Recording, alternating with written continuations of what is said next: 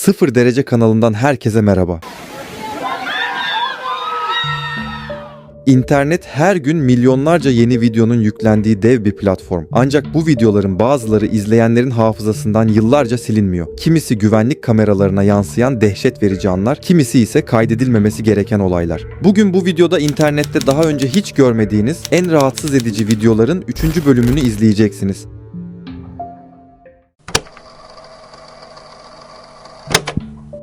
2015 yılından bu yana kruvaziyer gemileri tatilciler için sadece denizin üzerinde yolculuk yapılan bir ulaşım aracı olmaktan çıktı. İçlerinde restoranlar, spa merkezleri, kumarhaneler, havuzlar ve aynı gemide seyahat eden binlerce yabancı ile adeta yüzen şehirlere dönüştüler. Ancak bazen kusursuz görünen bu tatiller çok daha karanlık bir hal alabiliyor. 2015 yılının Kasım ayının başlarında bir çift Karayipler'de yıl dönümlerini kutlamak için Oasis of the Seas isimli kruvaziyer gemisine bindi. Yolculuğun ilk birkaç günü güneşli hava, deniz, sabah hamam keyfi ve havuz başında geçirilen huzurlu anlarla tam hayal ettikleri gibiydi. Dünyanın stresinden uzaklaşmak için planlanan kusursuz bir tatildi. Fakat her şey 6 Kasım Cuma günü saat gece 1 civarlarında tamamen değişti. Hiçbir uyarı olmadan dev kruvaziyer gemisi okyanusun ortasında aniden durdu. Birkaç dakika sonra ise yavaşça daireler çizmeye başladı. O sırada yolcuların büyük bölümü uyuyordu. Ancak sabah olduğunda söylentiler balkonlardan balkonlara yayılmaya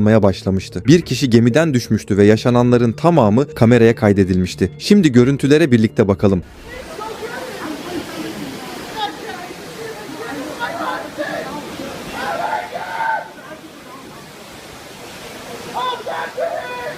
Stop yelling! Let them work!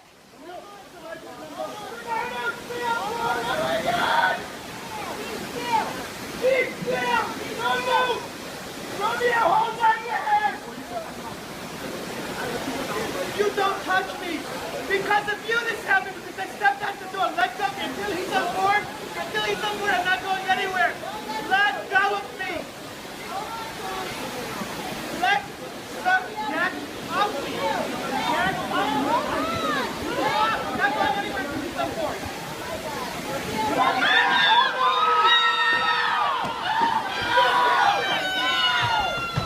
Watch. He's there! He's there! Stop!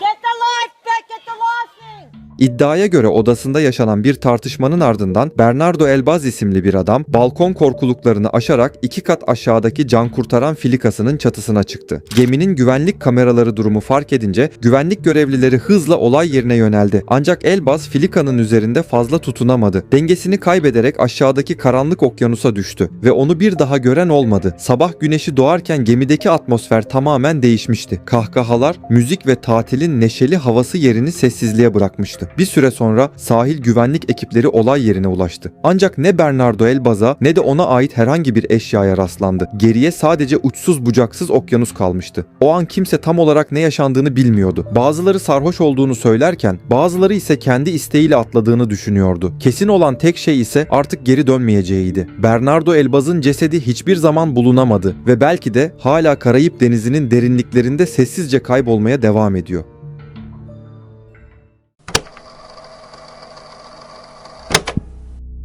Bazı insanlar sosyal medyada fenomen olmak uğruna akıl almaz riskler alabiliyor. Birkaç saniyelik bir video ya da milyonlarca izlenme uğruna kendi hayatlarını bile tehlikeye atıyorlar. Şimdiki anlatacağım olay da bunun en çarpıcı örneklerinden biri. 29 Ekim 2024'te Avusturya'nın başkenti Viyana'da 4 genç sosyal medyada paylaşacakları görüntüleri çekebilmek için hareket halindeki bir metronun çatısına çıktılar. Bir süre trenin üzerinde ilerleyen gençler bunun sadece viral bir sosyal medya videosu olacağını düşünüyorlardı. Ancak yaklaşan ölümcül tehlikenin farkında bile değillerdi. Tren istasyona yaklaşırken rayların üzerinden geçen beton bir yaya köprüsüne doğru ilerliyordu. Gençlerden ikisi son anda eğilemedi ve büyük bir hızla köprüye çarptı. Her şey sadece birkaç saniye içinde yaşandı. Çarpmanın etkisiyle ağır yaralanan 2 genç için sağlık ekipleri sevk edildi. Diğer 2 gençten biri hafif yaralanırken diğeri kazadan yara almadan kurtuldu. Ancak beton köprüye çarpan 2 genç ise kaldırıldıkları hastanede hayatını kaybetti. Yetkililer daha sonra gençlerin sosyal medyada paylaşacakları görüntüleri çekebilmek için bu tehlikeli hareketi yaptığını açıkladı. Viral olmak ve sadece birkaç saniyelik bir video paylaşmak uğruna yaptıkları bu hareket ne yazık ki onlar için trajediyle sonuçlandı.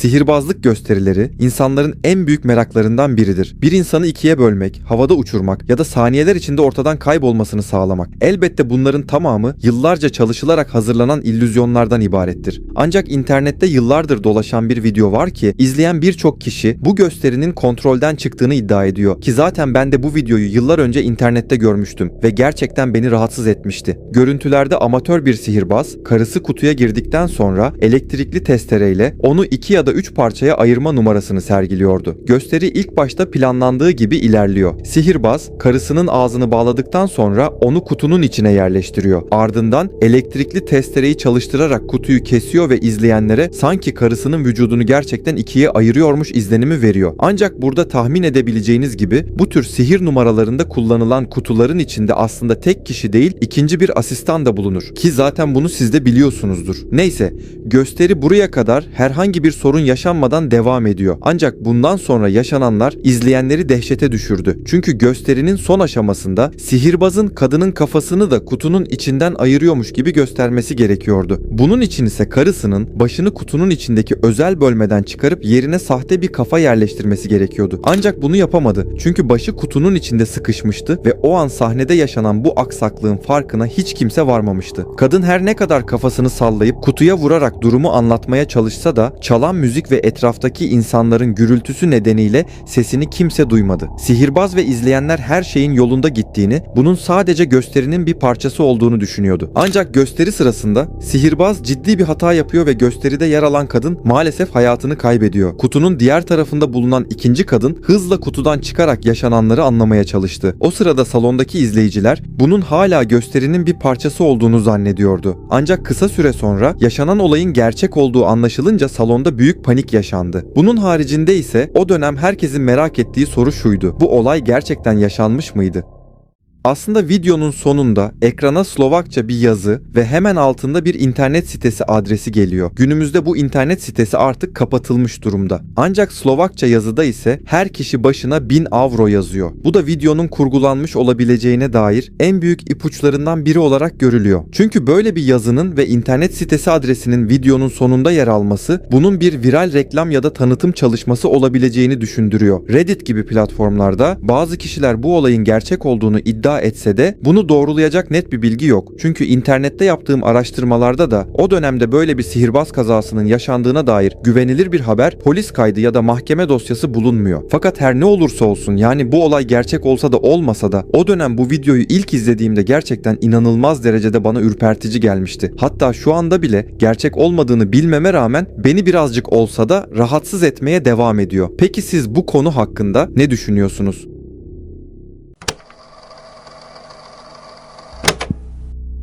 Bu görüntüler 2025 yılının Haziran ayında kaydedilmiş ve bir araç kamerasına yansıyan oldukça rahatsız edici bir video kaydı. Görüntülerin hangi ülkede kaydedildiğini bilmiyorum. Ancak yaşananlar sonu trajediyle biten bir olayı gösteriyor. Yokuş aşağı ilerleyen bir araç adeta kontrolünü kaybetmiş gibi diğer araçları umursamadan büyük bir hızla yoluna devam ediyor.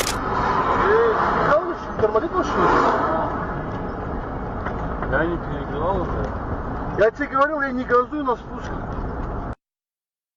Не пугай так. Моргай, моргай, моргай, моргай, моргай, моргай, моргай.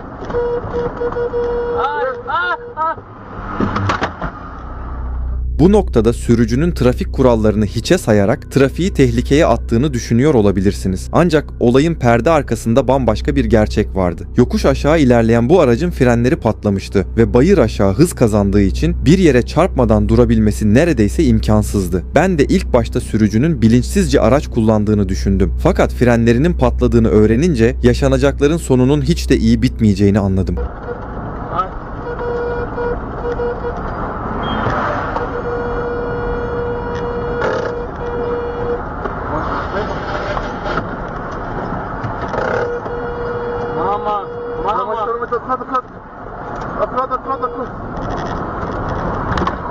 Аккуратно, сейчас. Что делать, Ахмед? Тормоза, тормоза. Старайся на обочину, на обочину. Ахмед, что делать?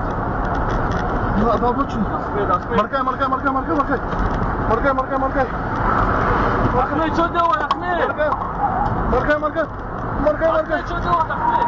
Моргай. Ахмед, что делать? Моргай, моргай, моргай.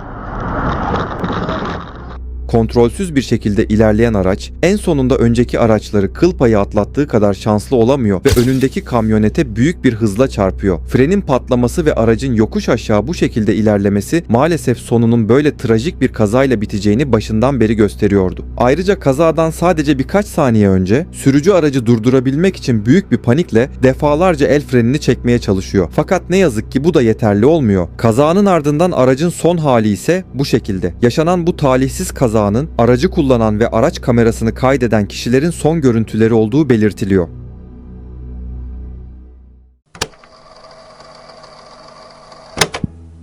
Bu görüntüler 2016 yılında Çin'de kaydedilmiş oldukça rahatsız edici ve bir o kadar da ölümcül bir iş kazasını gösteriyor. Bir forklift operatörü ağır bir yükü taşımaya çalışıyordu. Ancak makine daha en başından tehlikeli bir şekilde kullanılıyordu. Taşınan yük gereğinden fazla yükseğe kaldırılmıştı. Bu da forkliftin dengesini bozarak öne doğru devrilme riskini ciddi şekilde artırıyordu. Forkliftlerde ağırlık merkezindeki küçük bir değişiklik bile özellikle yük güvenli yüksekliğin üzerine kaldırıldığında saniyeler içinde büyük bir tehlikeye dönüşebilir. Forklift dengesini kaybetmeye başladığında durumun tehlikeli olduğu açıkça görülüyordu. Makinenin ön kısmı aşağı doğru eğilmeye başlayınca çevredeki çalışanlar da bir şeylerin ters gittiğini fark etti. Forkliftin yanında duran kadın ise makinenin tamamen devrilmesini engellemek ya da yeniden dengeye getirmek için müdahale etmeye çalıştı. Ancak yardım etme içgüdüsü onu doğrudan en tehlikeli noktaya götürdü. Forklift yeniden ağırlık değiştirince tonlarca ağırlığındaki makine büyük bir hızla aşağı indi. Kadın kaçmaya fırsat bulamadan forkliftin altında kaldı. Diğer çalışanlar hemen yardıma koştu. Ancak artık çok geçti. Kadın forkliftin altında hayatını kaybetti. Bu kazayı bu kadar sarsıcı yapan şey ise kadının tamamen insani bir refleksle hareket etmiş olmasıydı. Makinenin devrildiğini gördü ve yardım etmeye çalıştı. Ancak o birkaç saniyelik refleks onu olabilecek en tehlikeli noktaya sürükledi. İşte bu yüzden ağır iş makinelerinden mümkün olduğunca uzak durmanız gerekir. Çünkü tonlarca ağırlığa sahip bir iş makinesini insan gücüyle durdurmak ya da kontrol altına almak neredeyse imkansızdır. Sadece birkaç saniye içinde verilen tek bir karar sıradan bir iş gününü geri dönüşü olmayan bir trajediye dönüştürdü.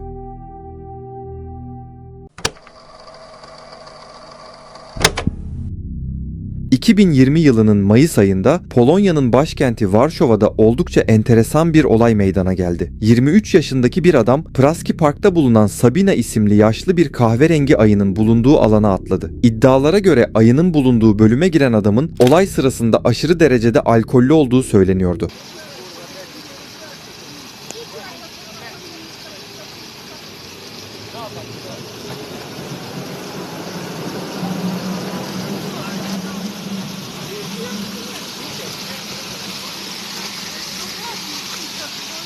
Jaki kretyn, kurwa.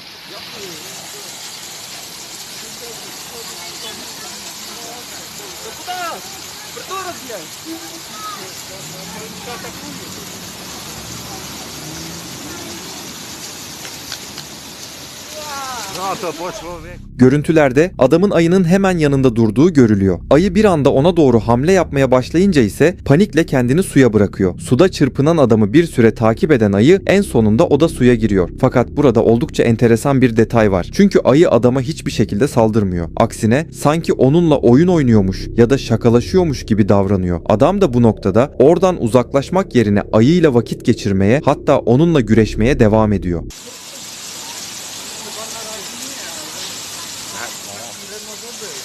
Ja sobie raz. Mopek ci dam, kurwa! A ta? Mopek! Pomiernowa, atakuje go niedźwiedź, on się broni. Oni są w fosie na wodę.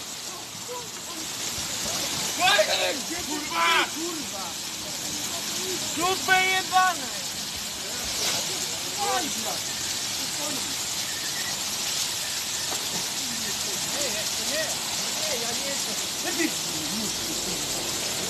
To kurwa. Dziadostwo. Yani yaşanan bu olayda ayının kendisine saldırmaması nedeniyle adam gerçekten çok şanslıydı. Çünkü belli ki ayının ona saldırmak gibi bir niyeti yoktu. Eğer öyle bir niyeti olsaydı muhtemelen bunu çoktan yapmış olurdu. Fakat işin daha da garip tarafı adam ayıyla boğuşurken çevredeki insanların buna neredeyse hiçbir şekilde tepki vermemesiydi. Belki de aslında doğru olanı yapıyorlardı. Çünkü eğer insanlar panikleyip bağırmaya başlasaydı ya da ayının bulunduğu alana bir şeyler fırlatsaydı belki de ayı o anda sinirlenerek adamla oyun oynamak yerine gerçekten saldıracaktı. Neyse ki adam bu olaydan herhangi bir yara almadan kurtuldu. Ancak yaptıkları cezasız kalmadı. Olayın ardından hayvanat bahçesi yönetimi ayının bulunduğu alana izinsiz girip hayvanı rahatsız ettiği gerekçesiyle adama para cezası kesti. Yani adam canından olmasa da malından oldu ve umarız ki bundan sonra böyle yürekleri ağza getirecek hareketler yapmaya bir daha kalkışmaz.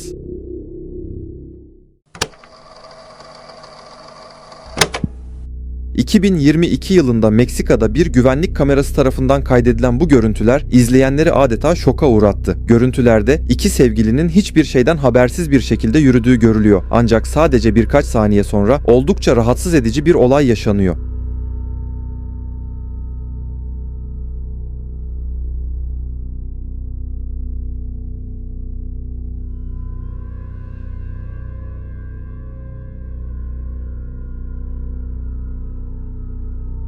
Aniden motosikletle iki kişi geliyor ve önce kızın erkek arkadaşını korkutup kaçırıyorlar. Daha sonra ise kızın cep telefonunu gasp ederek hızla olay yerinden uzaklaşıyorlar. Fakat burada işin asıl rahatsız edici tarafı gencin kız arkadaşını soyguncularla baş başa bırakıp hiçbir şey yapmadan oradan kaçması. Sonuçta bir insan sevgilisini böyle bir durumda nasıl tek başına bırakabilir ki? Ancak işin bir diğer garip tarafı da şu: kız yaşananlara karşı neredeyse hiçbir tepki vermiyor. Soyguncular telefonunu gasp etmesine rağmen sanki hiçbir şey olmamış gibi yoluna yürüyerek devam ediyor.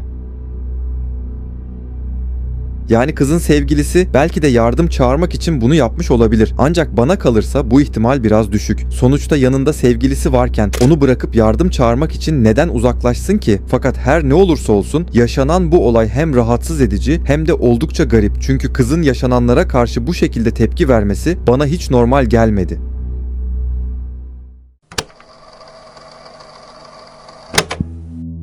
Daha önce bir asansörde mahsur kaldınız mı? Ya da bir asansörde sizi gerçekten korkutan bir olay yaşadınız mı? İşte bu görüntülerde bir kadın tam olarak bunu yaşıyor. Görüntüler 2026 yılının Mayıs ayında kaydedilmiş. Bir kadın herkesin yaptığı gibi sıradan bir şekilde asansöre biniyor. Ancak sadece birkaç saniye sonra asansörün kapıları kapanır kapanmaz oldukça dehşet verici bir olay yaşanıyor.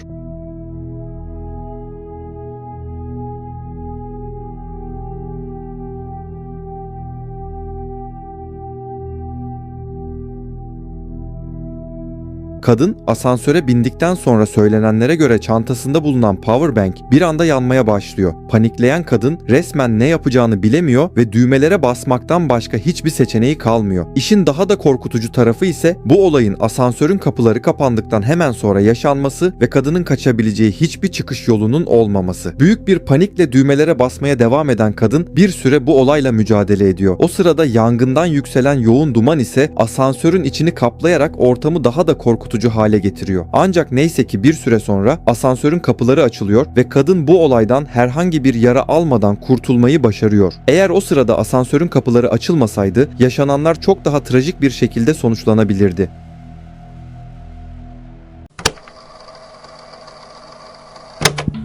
Endonezya'da kaydedilen bu görüntülerde iki genç asla yapılmaması gereken oldukça tehlikeli bir hareket yapıyor. Yol kenarındaki ormanlık alanda bulunan bir eşek arısı yuvasına cisim fırlatıyorlar. Fakat bunun ardından eşek arıları bir anda kontrolden çıkıyor ve oldukça ürkütücü anlar yaşanıyor.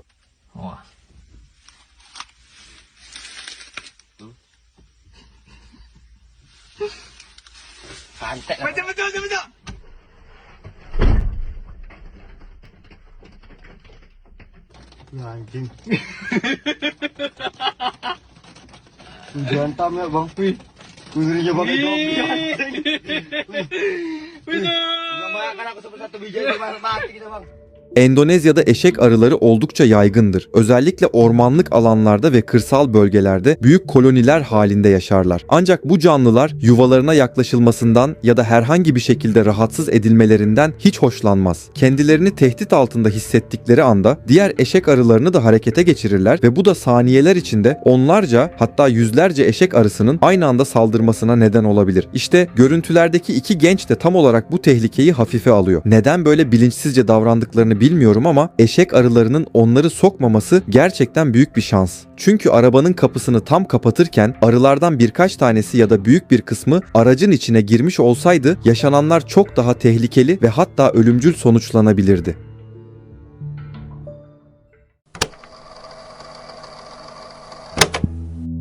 Sıradaki görüntüler yine bir Asya ülkesinde kaydedilmiş oldukça şok edici anlardan oluşuyor. Görüntülerde bir anne bebek arabasına astığı çantayı aldıktan sonra oradan uzaklaşıyor. Ancak bunu yaptığına, yani bebeğini orada tek başına bıraktığına birazdan pişman olacaktı.